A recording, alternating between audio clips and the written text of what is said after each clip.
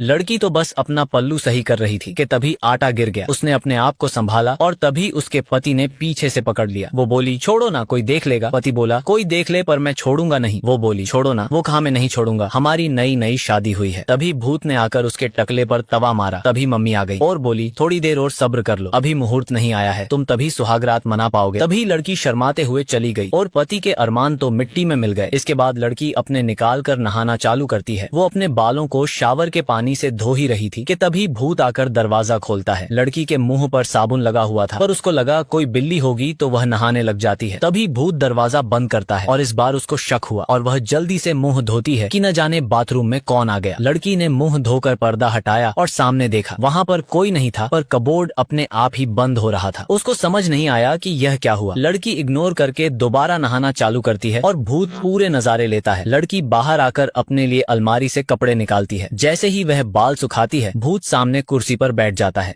और उसके बाद उसने लड़की को पूरे वस्त्र बदलते हुए अच्छा से देखा। उसको पूरे मजे आ रहे थे और जब वो रेडी हो गई, पड़ोसन का बच्चा उसके घर आ गया। वो गेम खेलने लगा तो आत्मा भी उसके साथ गेम खेल रही थी। बच्चे ने उसको जाने को कहा तो आत्मा ने उसको 4-5 थप्पड़ जड़ दिए। उसकी माँ और लड़की जब उसकी आवाजें सुनते हुए पहुंचे, उसने अपने आप को पंखे पर टांगा हुआ था। रात को पूरा परिवार भूत वाली फिल्म देख रहा था पर उनको अंदाजा भी नहीं था कि उनके घर में एक आत्मा पहले से घूम रही है। जब लड़की सो रही थी, एकदम से आत्मा वहां आ गई जिसको लड़की की जवानी चाहिए थी। उसको लगा कि उसका पति ये सब कर रहा होगा पर जब उसने आंखें खोली तो उसका पति सो रहा था। आत्मा आगे बढ़ती कि तभी वो चीखी और आत्मा भाग गई। बाहर लाइट जली तो पति देखने गया कि बाहर कौन था। लड़की डर रही थी कि पता नहीं क्या होगा पर पति तो मजे से घर की तलाशी ले रहा था। वो जहाँ जहाँ जा रहा था उस जगह की लाइट अपने आप जगह जा रही थी। तभी हम देखते हैं कि पति सारे घर के दरवाजे बंद कर देता है क्योंकि उसके अंदर आत्मा आ चुकी थी। लड़की डर रही थी कि उसका पति आ क्यों नहीं रहा। तभी पति आता है और लड़की को चैन आया। उसको नहीं पता था कि उसके अंदर आत्मा है। वो उससे सवाल करने लगी कि तुमने क्या देखा नीचे। वो बोला, मैंने तुम्हें देखा, जब भी तुम नहाती थी, कपड़े बदलती थी, मैं तुम्हें जी भर कर देखता था और मुझसे बिल्कुल बर्दाश्त नहीं होता था। मुझे तुम चाहिए, तभी मेरी भूख मिटेगी, सुहाग रात तुम्हारी होगी, शांति मुझे मिलेगी।